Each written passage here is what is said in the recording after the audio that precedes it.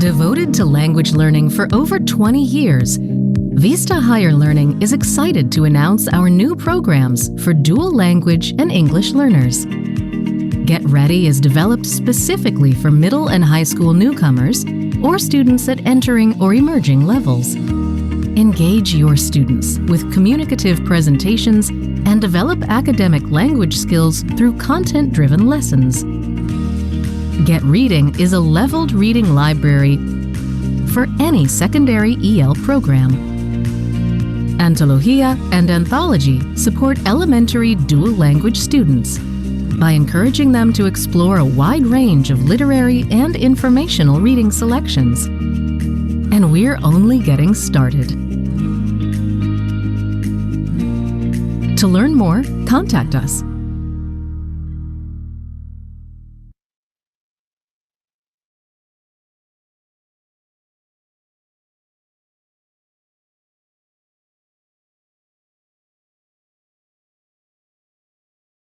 As the exclusive licensee of ACTFL Language Assessments, LTI knows it is our responsibility to deliver these valuable tools to you in a secure, accessible, and affordable way. We look forward to working with you into turning your language testing plans into reality.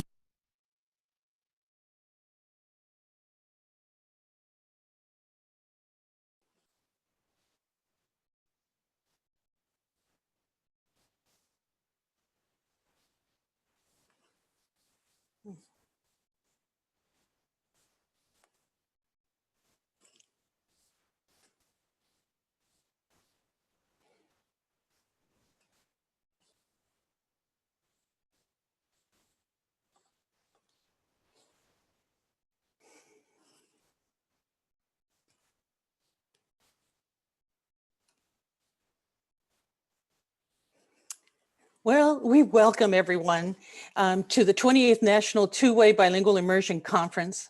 My name is Rosa Molina, and I am the Executive Director of the Association of Two-Way and Dual Language Education. We refer to it as ATDLE. Today, this afternoon, is our first day of our conference, a conference that we have been planning for over a year. And we'd like you to know that we will continue to move forward with our national conferences, be it virtual or be it in person. Our national conference gathers two-way and dual language educators from throughout the country. And this year we are including members of two-way programs and dual language programs from as far away as Arizona, a huge contingency from California, Colorado, Illinois, Indiana, Massachusetts, Nevada, Minnesota, New Jersey, New Mexico, New York, North Carolina, Oregon, Texas, Virginia, Washington State, and Wisconsin. And 200 of you didn't identify your home state, so let us know on the chat if we did not name your state, but you are welcome.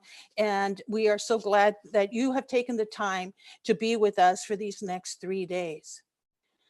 Please know that we completely understand everything has shifted, and we wish to acknowledge all of you for making the appropriate adjustments to prevent the loss of dual language and two-way programs in your respective communities.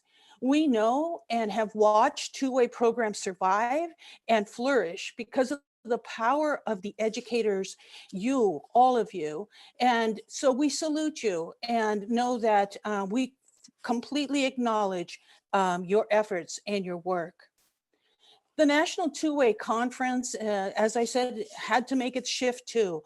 We went from planning a face-to-face conference to a virtual conference in a very short period of time, and ended up rescheduling our September our conference that was scheduled for October to December in hopes that we might even gather in live sessions.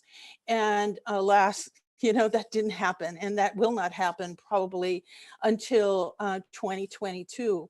But we have planned a conference, I think, that is viable. I think it'll be exciting for you, and we'll bring you some of the best presenters and educators in two-way immersion to give you some tips on how to keep going forward. be it in live sessions or be it in virtual. We also created an app to list the sessions to make it convenient for you. And we work to keep the cost down so that we can have more and more of you attend and be part of this effort. Please know that we're also going to record all of our sessions with permissions from our trainers. And we will have those recorded sessions online at the ATDLE.org website for 6 weeks so that you can review some of the sessions as you continue to plan your programs. ATDLE is readied and responsive, and we have been since the very beginning of our conferences. We are unique in that we gather solely dual language and two-way educators, both in the classroom and administrators, so that we can have this single focus and great training on how to do this work well. I'm going to pass this over to my colleague, Sheila from BTF and part of our event planning team. And she's going to explain a little bit about the scavenger hunt that we will be hosting. Thank you, Rosa.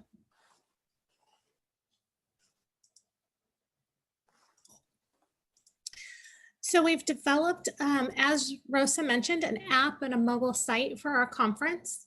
That's what I have up on my screen, and everyone who's joined us had to come in to get to the session through the site. For the scavenger hunt, in your emails, we did go ahead and provide a PDF link so that you could see it in advance. But when you come in here, you'll go to our sponsors and our exhibitors, and each of the questions that we've highlighted will have an answer within one of our sponsor booths. So you want to go through the sponsor booths, just look at, what they have, communicate with them, and you'll find out the answers to the scavenger hunt. When you have all the answers, you can go here on the left-hand side and you'll find 2020 scavenger hunt submission, and it will open a Google Doc. If you, I know some schools are not able to do that. You can always also email in your answers to registration@atdle.org. But you'll go through here, you'll go ahead and enter your information so that we know who to tie it to. And then you'll submit your answers to the different questions that we have posed from our sponsors. Once you've done that, at the bottom, you'll click submit. You want to make sure you do this before Saturday at noon. And at the lunchtime activity on Saturday, we will then pull names out of the submissions for our raffle items. And we have both some complimentary registrations for our own conference for 2021, as well as cosecha and some baskets and a lot of different giveaways. So we hope that you guys will go ahead and get involved in our sessions and find the answers. Thank you, Rosa. Back to you. Thank you. Let me see if I can go back to me. Oh, this is a huge learning curve, everyone. I'm sure that you all can relate to this. So thank you, Sheila. And we couldn't have this conference without Sheila and the team. They're located in SoCal, and they're our management team, and just have been amazing in trying to help us learn how to put this together, and then also kind of keep us afloat.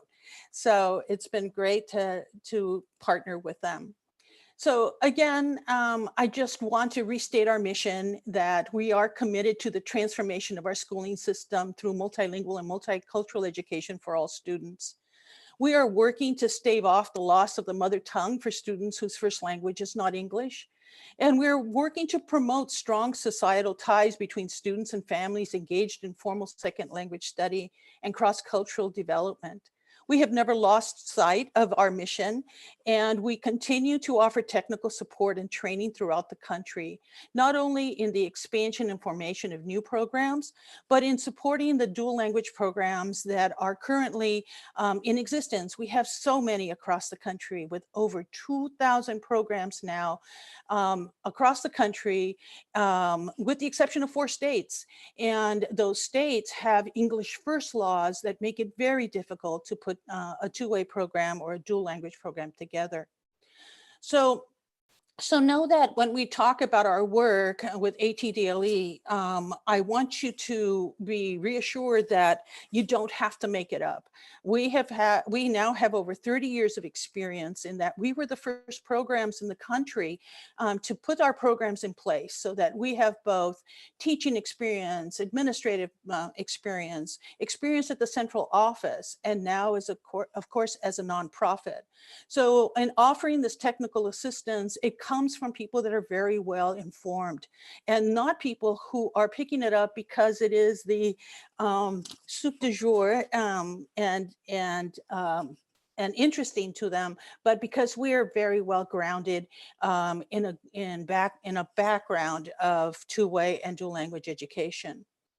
So my piece of advice, the best piece of advice that we received as we were putting this conference together, and one that I share with you, is that we are all taking one step at a time. This is new, and your virtual reality is something that in August people were just very, very concerned about. But here we are in December, and you've been doing this for 4 months. And so I think that the only way that we can move forward is to keep our eye on the prize by Literacy for All Children.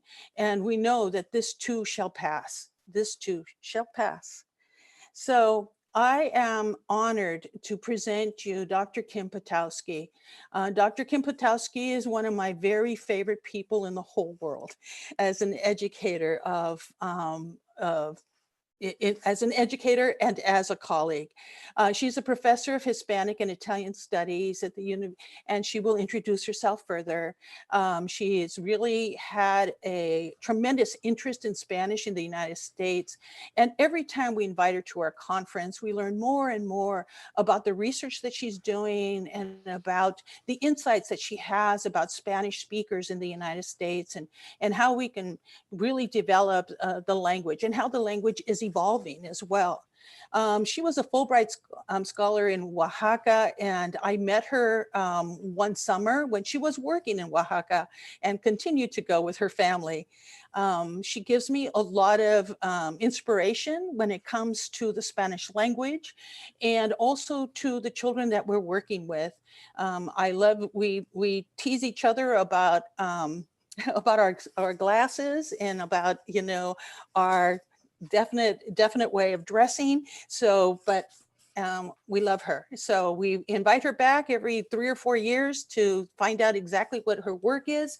And I present her to you. So Dr. Potowski, this is your time. Thank you so much. Thank you, Rosa, for that introduction. I'm going to go ahead and share my screen. I hope everybody can see my screen now. Yeah, can I get a thumbs up? Yeah, okay, great. So everybody can see my screen. So thank you to Rosa, who is one of my favorite people in the world. So it's mutual. We're in the Mutual Admiration Society. And I didn't realize you were going to talk about Oaxaca. We just heard from Jesus in the chat room that he is from Oaxaca as well.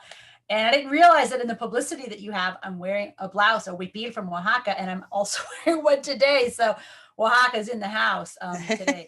So thank you, Rosa, for organizing this wonderful conference that is so popular and well attended for very good reason, because it really gives dual language educators that boost that everybody needs, and so much more this year when things are so challenging, right?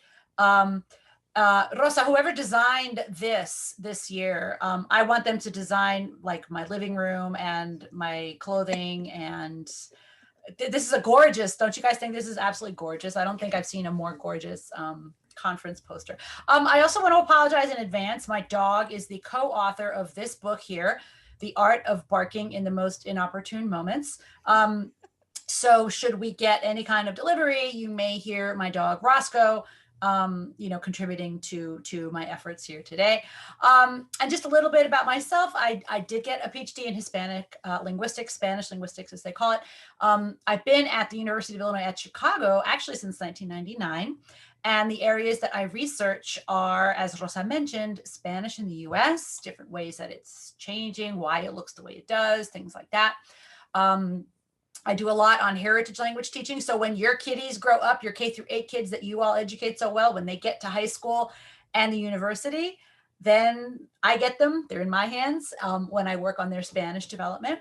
And of course, I also look at their Spanish development when they're in your programs, in the dual language program. So these are a couple of the books that I've written. And I think the ones that might be of interest to this crowd would be the red ones, right? One is about language and identity in dual language school. And then the other is about El Español de los Estados Unidos. So if anybody's interested in those, you can write me and let me know. I see a blank space here, Rosa, and I think the next book I write should use a piece of your poster. Look how pretty that would look, right? Wouldn't that just flesh it out really nicely and look pretty? Anyway, anybody here from Illinois? Oh, I heard a lot of shouting. There's people from Illinois. That's great. Illinois, I'm very proud of Illinois. We do have 34 districts that offer dual language. I think people who think about dual language, they think New York, Texas, and California. And of course, they think of other locations too, but I'm not sure how many folks at the national level realize that Illinois is popping. Illinois is really popping when it comes to dual language. And in fact, when you notice how many of our counties are Latino, right, have these Latino populations, you can see that it kind of makes sense. Elgin, Illinois is an example for everybody, I think, because what Elgin did is they eliminated, for Spanish-speaking EL children, they eliminated transitional bilingual ed and replaced everything with dual. So all Spanish-speaking kids, ELs in Elgin, get dual language education. So shout out to Elgin. When I grow up, I want to be Elgin, and I wish everybody did what Elgin has done. Anyway, so we're going to take a very bird's eye view first when we're going to think about bilingualism and language development. So my first question for you, how many people are there running around on the planet? Have you ever stopped to think about it? There's a population counter that I just went to a few moments ago, and this was the answer, 7.8 billion with a B. At least in English, it's billion with a B. In Spanish, depends where you are, right? A lot of Spanish-speaking countries would say mil millones.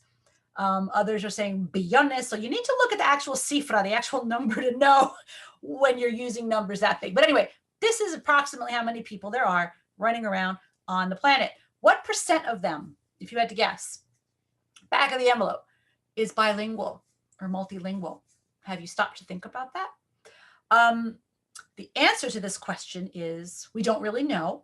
We don't know a ciencia cierta, right? We don't know exactly, but folks like Professor Francois Grosjean and others have dedicated their careers to this, and they say it's between 50 to 70. So it's definitely the majority. So if we wanted to be conservative, we could say 60. And this is the number that we're going to use during this talk today. So if you hear me ask, remember what we said about the proportion of the planet that is bilingual? You're going to say 60%. That's the answer to the question. Okay, so it's like 60% of the planet is riding around on a bicycle, right? If my little analogy here, each wheel would be one of your languages, right? That means 40% is trying to get around on a unicycle. They only have one language. Okay, now what about the United States? I want you to raise your hand or write in the chat, whatever's easier for you. What percent of this country do you think speaks a language other than English? Right, is bilingual, okay? Raise your hand if you think it's 0 to 25%. Okay, I see a couple of hands.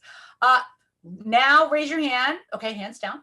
Now raise your hand if you think it's 26 to 50%, 1/4 to 1/2. Okay, there's a lot of hands there, okay? Hands down. How many of you think the United States is probably like the rest of the world? We've got to be, right? 51 to 75% of the United States is bilingual, multilingual? Raise your hand. Okay. What percent, anybody delusional enough? Probably not to think that the United States is 76 to 100. No. Once again, folks, the answer is we don't know. So I just came here to tell you stuff we don't know. But the American Community Survey from the census does ask people whether they speak a language other than English at home. Now think about it. Somebody says, yeah, I speak a language other than English at home. I speak Gujarati at home. Does that mean they're bilingual? Not necessarily. They might be monolingual in Gujarati, okay? Also, what if the person says, okay, I speak Gujarati at home, and then here where it says, how well does the person speak English? And they say, no, not at all. Does that mean that they're necessarily monolingual in Gujarati? No, they might speak Gujarati and Italian, who knows? So we don't actually ask in this country whether people are bilingual. We don't. All we ask is, do you speak a language other than English at home?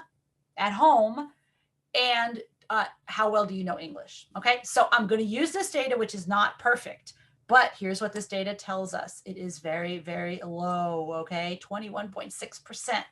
So no cheating. How many of you got that right? How many of you said it was less than 25%?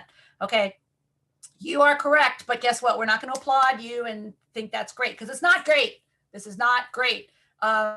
We are not happy about this. We want this number to increase. We want more of our nation to be like the rest of the world.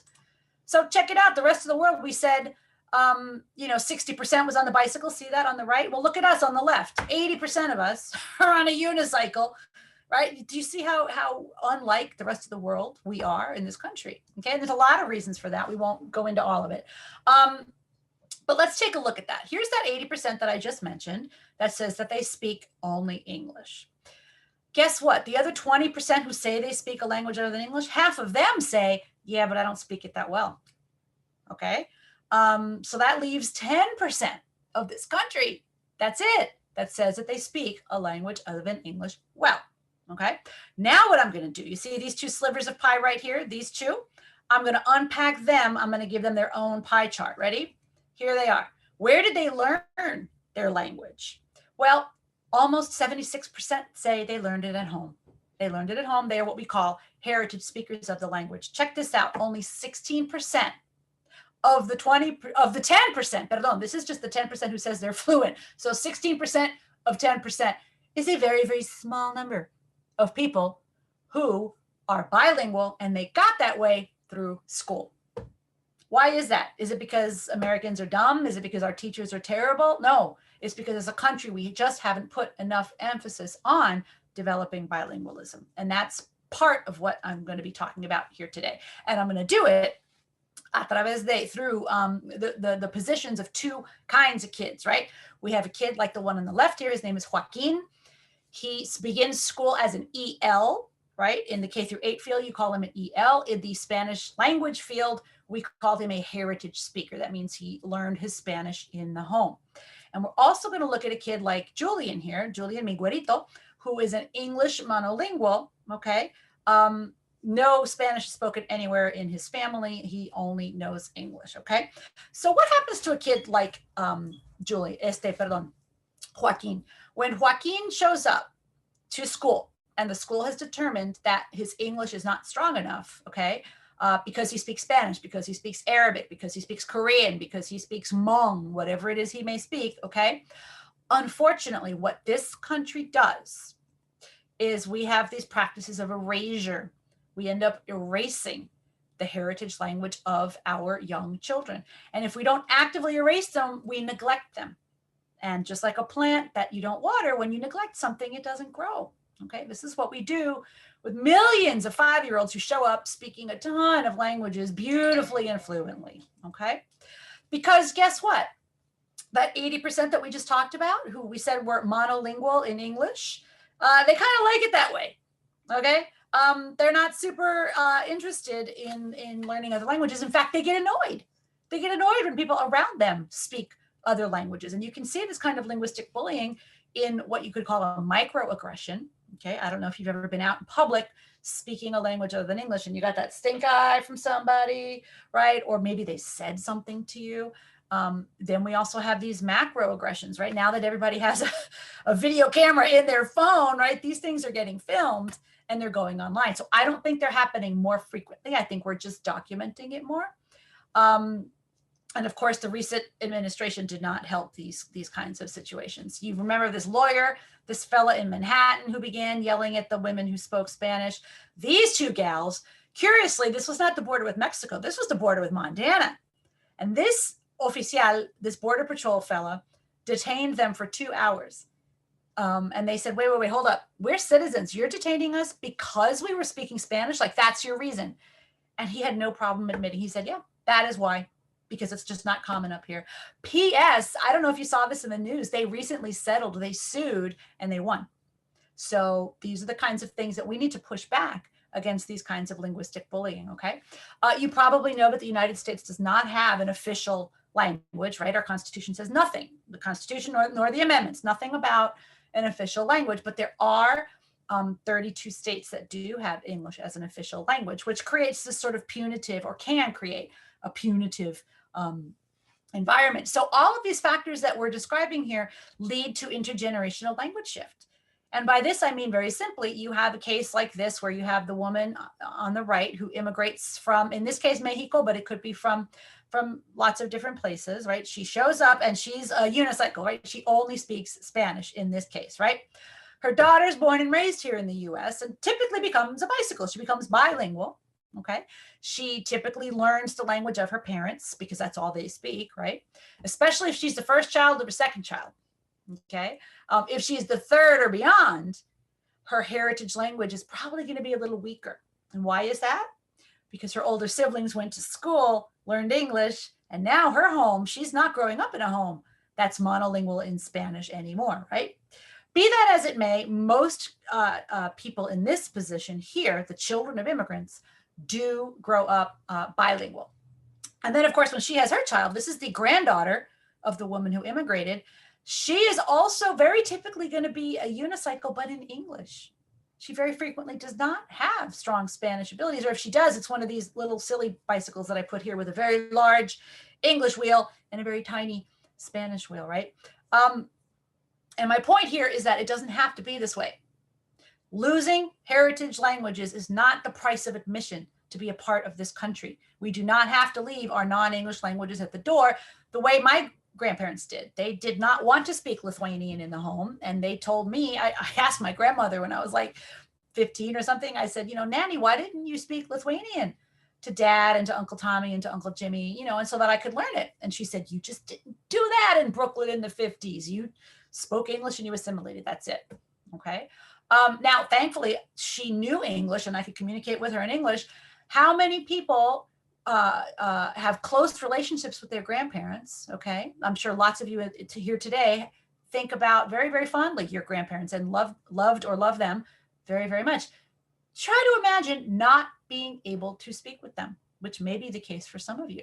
I can't think of anything sadder than that. I mean, my in-laws live downstairs from us and my kids have a very close relationship with them. And why is it that we tolerate this in this country? We allow this kind of rupture in our families, right? Because of all the pressure society gives us to not speak these other languages, right? We also come across a lot of well-intended professionals. I don't doubt that a lot of them are very well-intended when they tell parents, "Oh, you better stop speaking Greek to your kid. Oh, you better not speak Polish anymore to your kid. Ah, ya no le hables español al niño." Okay. Why do they offer this advice? I think some of them are afraid the child will not learn English as quickly, which we know is not true. And there's studies that support the fact it is not true. One study in particular, they had two groups of moms, groups of families, and in half of them, the mothers did switch to English in the home because they were encouraged to do so. The other half said, "Nel, en esta casa hablamos español," right? And they measured the kids' English and Spanish, and you know what they found? The kids' English was no different. So these mothers who switched to English at home did not improve their kids' English. You know what they did? They lowered their kids' Spanish. The kids tested lower on Spanish when their mothers had changed to English. So I guess what I'm trying to say here is if a parent wants to speak English at home, go right ahead. But don't ask them to, or don't buckle to pressure to speak English because you think you're going to improve your child's English, because you're not, and you're going to throw their Spanish under the bus. Okay. So there's that piece. Another piece, I think a lot of people are afraid that the kids will become confused if you speak to them in two languages, right? Okay, I'm going to ask you now to think back to the very beginning of this talk. What percent, get your fingers ready, what percent of the planet is bilingual? What percent of human beings running around on the planet did we say are bilingual? That's right, 60%. So let me ask you, do you think 60% of the planet is confused? I don't think so. I think when 60% of a population does something, that's the norm. And that's where the word normal comes from. That tells me that the human brain is meant to be bilingual. There's nothing confusing about it. Okay. And P.S., why are pediatricians, teachers, religious leaders, etc., giving linguistic advice? I don't give gastrointestinal advice. Don't come and ask me about your gastrointestinal system. Don't come and ask me about your carburetor either, because if I gave you advice about your carburetor, it would not be very good advice. Why do these people think they can freely give advice about language when they're not linguists? So keep that in mind, okay? I think some of these people are mistaking for confusion something that's very common, and that's when kids mix the languages. Have you ever heard people, maybe you yourselves, switch back and forth between two languages, okay? Some of you probably know this is called code switching. That's the linguistic term. It is super common. It follows rules. It is rule governed. Naturalistic linguistic behavior is always rule governed. It is not a mishmash. It is not random. It is not a sign that you are confused or that you don't speak ni el uno ni el otro. That is not the case at all, okay? And in fact, my kids are now very large, but when my kids were very small, they used to code switch all the time. And of course, I, as a linguist, knew to expect it. I knew it was normal, and I wrote them down because I thought they were great. So my little one, Sammy, would say things like, yo soy big boy, I don't want paint any más, yo quiero mi own jugo, no quería compartir el jugo con el hermano, right? Y Nicolás el Grande would say things like, Santa Claus me bringó los regalos. One time his dad accidentally stepped on his toe and he said, Papi pissed me, from Papi me pisó, right? So I understand that a normal parent would kind of freak out, would say, what? I'm ruining my kid. My kid is confused. What am I doing? Mi hijo nunca va a aprender bien el inglés if I keep this up, right? But what I want to tell those parents is your children absolutely are going through normal, absolutely normal bilingual development that 60% or more of children on the planet go through. You have nothing to worry about, okay? In fact, study after study after study show us speaking two languages has cognitive benefits, it has academic benefits, it has social benefits. We're sexier, we dress better. Just look at Rosa and me, right? More seriously, we know that languages are not stored separately in the brain so that if your Gujarati balloon is too big, then your English balloon has no room to grow anymore. This is not the model. This is not how languages are in the brain. Languages exist together there in a common underlying proficiency, and they help each other out. So when you've got strong language proficiency in your home language, that's only going to help your acquisition of English in our case, okay? Bilinguals are not two monolinguals joined at the neck. And this is important for language educators. We should not expect our students to pass for an English monolingual and to pass for a Spanish-speaking monolingual. That's not how languages work, okay? And again, 60% of the planet is bilingual and does engage in this kind of linguistic melange, right? In the same way that you wouldn't, if you wanted to make a bicycle, you wouldn't take two unicycles and put them together with duct tape, right? You want to develop an actual vehicle that is integrated. You want your languages to be integrated. And P.S., if I'm going to continue with my crazy metaphor here with the bicycles, if you had to get from point A to point B quickly and stably, which one would you choose? I mean, I would choose the bicycle, right? It's just kind of the best way to do it. So bilingualism is absolutely the way to go. We also know that the average age of onset of Alzheimer's is delayed among bilinguals. So there are tons of advantages to bilingual. So what we're doing, sadly, with these children who show up 5 years old with these little tiny buds of language, right, is that we are not watering them. We're not letting them, in general, in the United States. And I don't know if you saw, this was several years ago when Princess Charlotte was praised for speaking 2 languages at just 2 years old. I don't know if you saw this in the Daily Mirror, and if you saw the response that kind of rocked the linguistics world, which was, you know, most children of immigrants do too, but maybe y'all are less impressed by that because they're poor, okay? Why am I bringing this up? Because dual language absolutely, and I'll come back to this at the end, has a social justice piece to it, in which it's not just about people learning new languages, right? English speakers, speakers of the language of power, learning new languages. It's also about having the heritage communities themselves keep their linguistic resources and develop, not having them stripped away, okay? And being praised for it. Now, what about my little monolingual here, my little güerito, okay? When in the United States do we typically, in general, okay, there are exceptions, but when do most Anglophone kids in this country first encounter their foreign language class? When does it typically happen? It typically happens in high school. And in high school, you're 14 years old. That's not really a good time to start new language instruction, foreign second language instruction, okay? We know that when you begin learning a language before 8, 9, 10-ish, there's no, magic cutoff point or anything. It actually gets stored in a different part of the brain. And it's what neurolinguists like Arturo Hernandez down in Texas calls organic memory, okay? But we wait till people are 14, and then they start Spanish at 14, and then we get this sentence. Do you know how to finish this sentence? People say, I studied 3 years of Spanish in high school, and what's the second half of the sentence? But I don't remember anything, okay? What we did is we tried to plant the seed in a desert, right? It was too late. Now, this doesn't mean that nobody can learn a language if they begin in high school or later. Of course you can. Of course it's possible. And the processes are the same as when you're a child. What happens is there are so many contextual factors that are different that it's just silly. It's silly that we wait until high school to start language teaching. Check this out. Back in the day, a third of our K through 5 schools and 3/4 of our 6 through 8 schools offered language instruction. Okay, whether they offered it very well or not is a separate question, but it was there. Then came our friend No Child Left Behind. Do you think world language education increased or decreased after No Child Left Behind? Yes, you are correct. It decreased. It decimated our language programs, okay? And the most recent data that I have, for some reason, doesn't disaggregate between K5, 6, 8, and 9, 12. It just throws 9, 12 together. And what we see here is only 19%.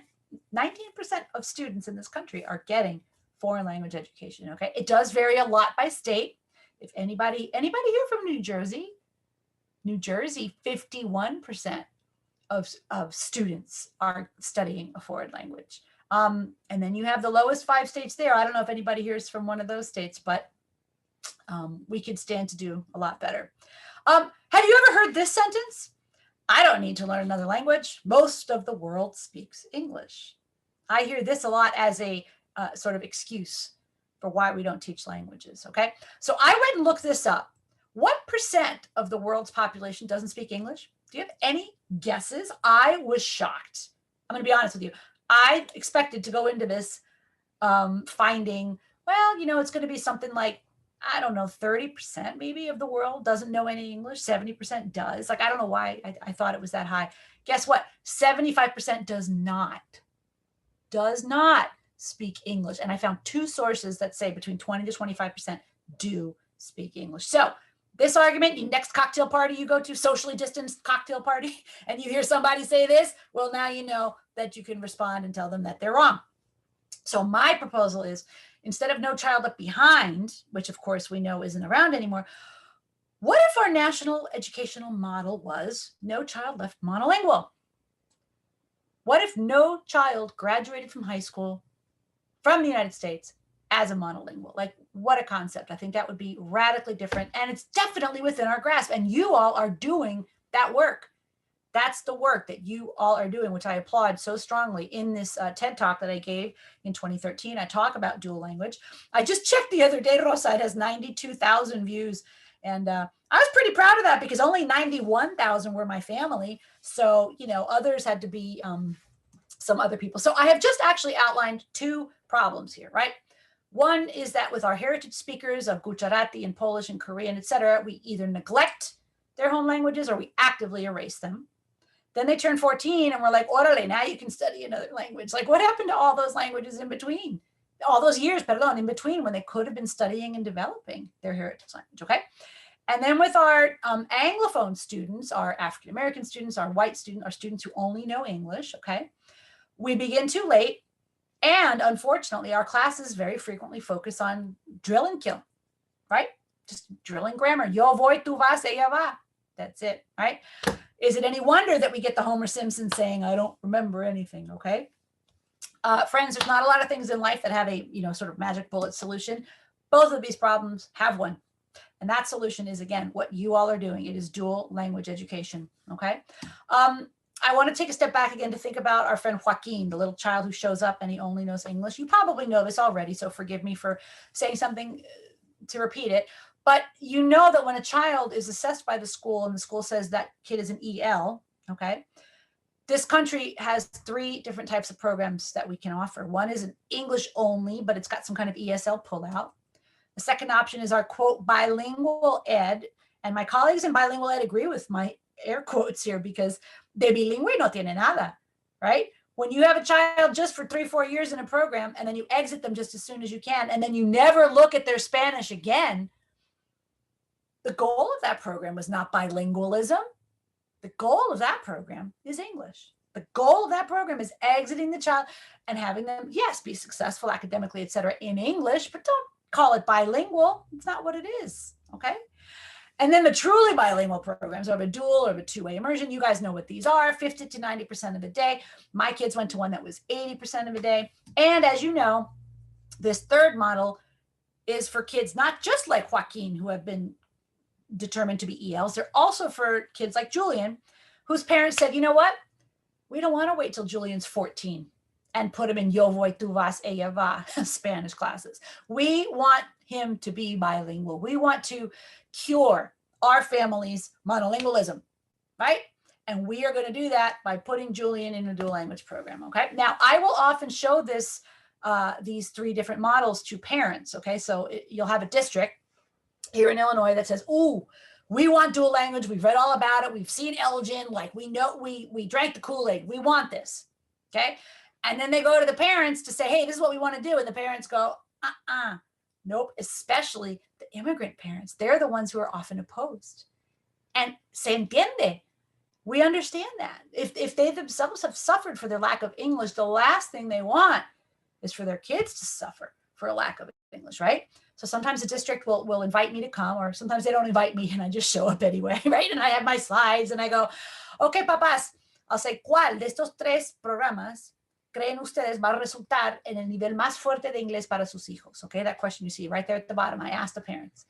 And they say, no, pues el número 1, entre más inglés le hablan al niño, más inglés va a aprender el niño, right? They choose door number 1. They say, that's a silly question. The more English you speak to the kid, the more English my kid's going to learn. That's the one that I want. And I say, okay, that is logical, but is it true? Is it true? I show them data from Houston. I say, okay, parents, please look at the yellow bar and the blue bar, okay? The yellow bar is going to be our two-way immersion kids who study 50 to 90% of a day in Spanish. The blue bar is going to be that transitional, the one that we said was not really bilingual at all, right? A little bit, just for a couple of years. I didn't talk about the red bar, so I usually don't show them the red bar. So check it out. Who is reading better in English in 1st grade, yellow or blue? And they're like, no, pues yellow. Who's reading better in 2nd grade, 3rd grade, 4th grade, 5th grade? Across these grades, the yellow bar is higher. Kids who study 50 to 90% of the day in Spanish are reading better in English. And they kind of sit there going, wow, who's writing better in English? Los amarillos. Who's doing math better in English? The yellow. So you want your kids to learn English? Me too. Put them in Spanish. Like, I know that sounds counterintuitive, but that's what the data shows. Okay. Sometimes the answer that is simple, right? Entre más inglés le hablan al niño, más inglés va a aprender el niño is simple, but it's wrong. And the answer that is correct is a little more complex. Okay. Sometimes the parents will sort of get it. Their dial moves, they start to see it. Others still say, no, pues no. And then you go, okay, let me show you some data from California. Thomas and Collier followed 3 groups of kids who had gone through 3 different types of programs. The EL children who had been in English only, look at them in 11th grade on their standardized reading tests of English. They did not do very well. The bilingual, entre comillas, the not really bilingual kids did somewhat better. Where do you think the dual language yellow bar is going to be? How did they do? This is a no-brainer. Why would anybody not put their kids in dual language? It doesn't make sense. Even these politicians, kind of icky, right? Politicians who say, oh, well, you know, immigrants need to learn English and they're not learning English fast enough. They need English. Okay, look at this data. You're right. They need English. Put them in dual language. And then they go, no, not like that. right? So obviously there's something ideological going on there. But anyway, even kids who have learning challenges, learning difficulties, who have speech and hearing issues, can and do well in dual language programs. I hear this argument sometimes like, oh, that kid has an IEP, they can't be in dual language. Of course they can. Remember, friends, what % of the planet is bilingual? At least 60. And within that 60% of bilingual human beings, you have people with learning issues, people with speech and hearing issues, whatever the proportion, the distribution of those folks is, they are within that 60% as well. They can and do become bilingual all the time, okay? Study after study after study shows the same thing. Stanford, North Carolina, El Paso, Portland, dual language is best. It is best for these kids academically. It is best for these kids linguistically. Now we got to ask ourselves why. There's at least 3 reasons. One is the content. They're not falling behind, right? When you learn 2 más 2 son 4, okay? You don't have to relearn 2 + 2 is 4 after you've learned English, right? But what happens if you didn't quite understand 2 + 2 is 4? You never learned how to add, did you? And you can fall, some kids do fine, but some kids just fall behind each and every year, okay? Also, we talked earlier about some of the general cognitive advantages to bilingualism. Could that be part of the reason why these kids in study after study are doing better in dual language? And finally, I think it's important to recognize that when you respect and value somebody's home language, right, you position the child as successful, it goes a very, very long way in them becoming successful. I'll never forget when I was in North Carolina, I was at day 3 of a kindergarten dual language program. And it was this little African-American girl, and she had to go up, they were in circle time on the floor, and she had to pick a shape out of a basket and say the shape and the color, okay? Day 3, this girl has 0 Spanish, okay? So la maestra dice, a ver, fulanita, ¿qué forma tienes, right? And the girl's holding a triangle, and she's just standing, she can't, right? All the little Mexican kids around her are going, triángulo, triángulo, triángulo. They're losing their minds about triángulo. And so she goes, triángulo. And the teacher says, muy bien, ¿de qué color es el triángulo? Y claro, la niña no dice nada. And all the kids around her are going, azul, azul, azul. And I'm thinking to myself, what about their neighbors down the street who are in an all English program right now? What is their experience like, right? It's got to be very different. And think about 50 to 90% of the day, they understand what's going on. They're plugged in. And all the little Anglophone kids are turning to them and going, what did she say? What, like, turning to them for help. Ellos son los reyes durante esa proporción del día. En cambio, if they're down the street in an all English program, what is the message they often get? Even if, teachers aren't directly trying to do this, the message that English learners often receive is, you're deficient. If only you didn't have that Spanish or that cucharati or that Korean, then you could be in the normal class with all the other kids, right? I mean, that sounds harsh, but that's frequently the message that they receive, right? And in cambio, when they're in dual language and you position them as successful, like I say, I think there's a much stronger chance that they will be successful. Now, finally, I'm going to wrap up this talk talking about their Spanish, right? Because we have like 20 years of studies talking about their English and their academics, and we know their English is great. We could assume that if you spend 50 to 80% of your day in Spanish, your Spanish is going to be stronger than the kids who aren't. But you know what? We don't have a lot of studies that show it. So that's what I set out to do here in Chicago with a PhD student named Megan Marshall. We went into a building. We got very lucky. We found a school where each grade has 2 classes. One is dual language and one is not. This way we could control for socioeconomics. We could control for the neighborhood. This is a public school, okay? It's 81% Latino, 84% free and reduced lunch. So this is a very typical Chicago public school, okay? We used the language assessment scales. And here is the listening comprehension, okay, in Spanish. 1st, 3rd, 5th, and 8th grade kids who speak Spanish at home, okay, the blue bar, are kids who speak Spanish at home, but their parents put them in English. They're in all English, okay? They didn't do too badly on listening comprehension because they listened to Spanish all the time, okay? Aún así, the dual language kids did better, okay? And these differences were quite large, okay? Then we got to the reading, and guess what? These kids didn't do as well because you know what? Even if they are speaking and hearing Spanish at home, you know what they're not doing at home? They're not reading. in Spanish at home, okay? And here's my dual language kids. Look at the differences. The reading differences, the gap was much, much bigger, okay? And then the biggest gap was in the writing. Check this out. Here's kids who speak Spanish at home, but their parents put them in all English. And they were asked to describe this little dibujito here, right? Ellos son comiendo eggs, él está haciendo eggs. Tampoco está tan mal, right? The kid on the right, dad making eggs, the kid helped dad. So this child was not able to, or yeah, I'm just going to come out and say they were not able to. I mean, I can't prove they were completely unable, but this is what the child wrote when asked to write in Spanish, wrote in English. So this is a first grader, okay? I don't know if the kid had preschool or not, but we can assume that they had kindergarten, you know, they did kindergarten all in English. And now it's November of first grade. So all of their every time they go into that building and do school, it's in English. So even though they speak Spanish at home, he was not able to produce text in Spanish, okay? The kids down, so look at the withering plant. That's my metaphor here, right? That we haven't watered their Spanish plants.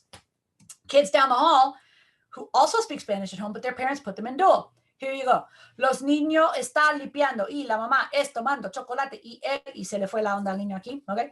El papá está cociendo huevo. So I think you'll agree. The vocabulary is richer, the syntax is richer, right? The language skills are stronger. Look at this kid on the right. Están cocinando huevos y tomando jugo y los huevos ya acabaron de cocinar. There's not enough lines for this kid to say everything that he wants to say about this dibujo. And then look at the morphosyntax here, right? Cocinándoles huevos. I mean, that's fantastic. Okay, much, much, much stronger. So this is a robust plant that we have watered. We have watered these kids Spanish, okay? When you get to fifth grade, holy cow, these kids they're now what, 6 or 7 years, where every time they go into the school building, what they do is in English. And here, when you ask them to do stuff in Spanish, it's not good. It's not strong. It's a very, very withered plant. En cambio, the kids across the hallway who are in the dual track, check them out. We won't have time to read this, but the Spanish is a lot stronger in fifth grade. So it's a question of bilingualism versus biliteracy. And this is what I show parents, this right here. And this is what I say to the parents. Because they'll tell me, oh, we speak Spanish, hablamos español en casa, eso es suficiente. And I say, suficiente para qué? If you want your kid to write like this on the left, be my guest, put them in an all English program. Pero si usted quiere que escriba así, como este ejemplo aquí a la derecha, you know what you have to do. You have to put them in a dual language program. That's how their literacy is going to develop, okay? And of course, this is important to parents too. In my study, the English came out the same. I wish I could say to you what I showed you before, California, Texas. Do you remember the yellow bar was way up here, right? I did not find that. I cannot look parents in the eye and say, your kid's English is going to be better if you put them in dual. That's not what I found. But you know what I can look them in the eye and say? I can look them in the eye and say, their English won't be any worse. Their English will not suffer. And look at the Spanish that they're going to get. Okay, I feel very confident saying that to these parents. And then finally, I'll just conclude by showing you mi güerito here. His English, the English of the Anglophone kids is the same as everybody else in the district. This little girl showed up 0, nada, ni pillo de español, okay, when she was in kindergarten. And check her out now. Mi actividad favorita es ir al parque. A mí me gusta ir al parque porque puedo correr libre. En el parque me gusta acostarme, blah, blah, blah, blah, blah, blah. This continues on the back, by the way.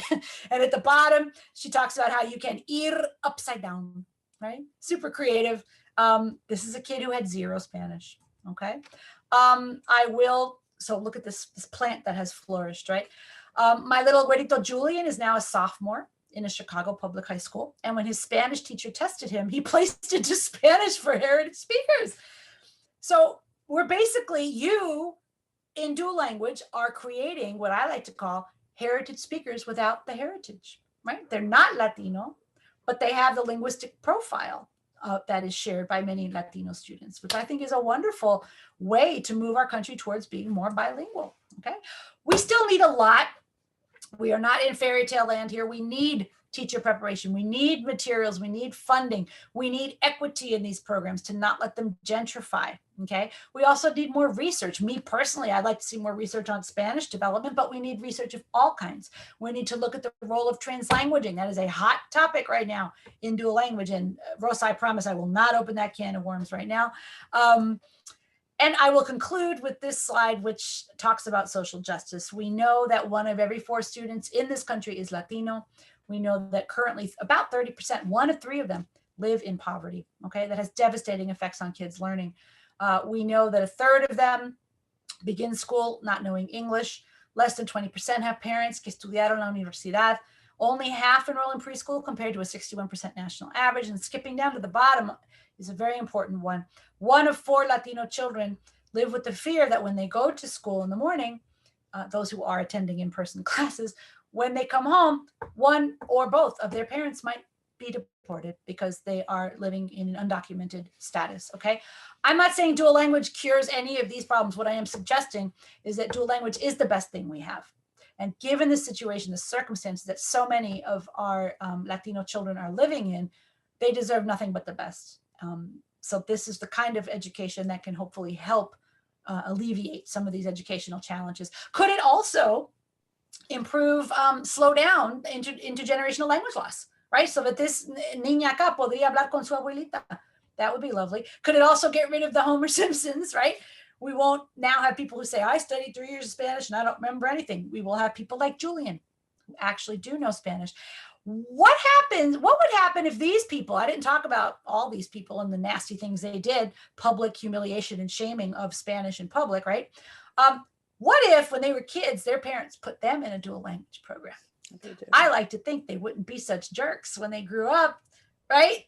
I like to think that dual language would inoculate them in some way. Like if you're learning alongside a kid like Joaquin and turning to Joaquin to get help from Joaquin and you're developing Spanish proficiency, you won't grow up to yell at ladies who are speaking Spanish in public, right? I think this would be good for our country, okay? So what I'm advocating for here is what you all do every single day. So my applause and hats off are to you for making this happen.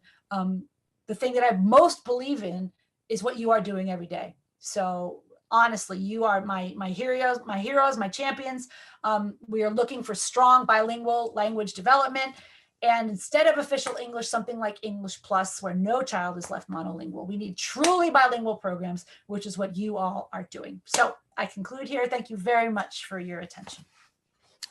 We are so grateful, Dr. Potowski, that Kim, and I know I need to call you Kim. And ladies and gentlemen, this is why we invite her. I always want to know what she's doing. What are you up to in Illinois? So please continue your work. Please continue your study. We have so much to learn from you. And I so appreciate you being with us this afternoon. Thank you, Dr. Potowski. Thank you. It was a real pleasure. Thank you. Thank you. Sheila, if you want to move us then into the next steps here.